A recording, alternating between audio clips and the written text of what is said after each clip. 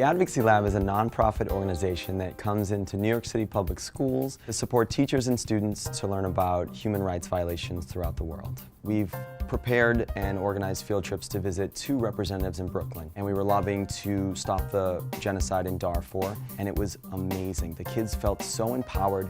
Afterwards, walking back to our school, they were hand in hand singing, and a couple of them mentioned that was the key moment for them in the Advocacy Lab experience, where they felt like they had made a change. They were powerful. Another time, we planned a huge art installation project. We used photographs of that installation to then lobby at Ed Towns's office, a representative in Brooklyn, and on the spot he agreed to sign the Northern Uganda Recovery and LRA Disarmament Act. The kids were so excited. Empower Haiti, yeah, that was another big one.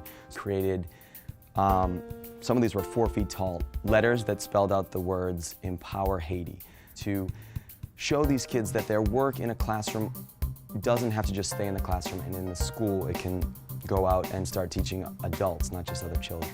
After having experienced the Advocacy Lab program, they have this sense of justice. They've always had a sense of justice, but now they have the tools to kind of go forward and do something real with that sense of justice. How have I been impacted by the Ad Lab? I felt a sense of ownership over the huge task of creating something that has real meaning outside of a classroom. So I'm really grateful that the Advocacy Lab is there to do that for me.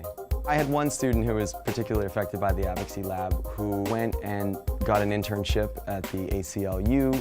He got involved in other programs that brought him to Nicaragua. He was a little bit in his shell when he first joined our class, and afterwards he exploded. He was so aware of things happening around the world that I don't think he normally would have been had he not gone through this program. So it's got a lasting impression on a lot of students.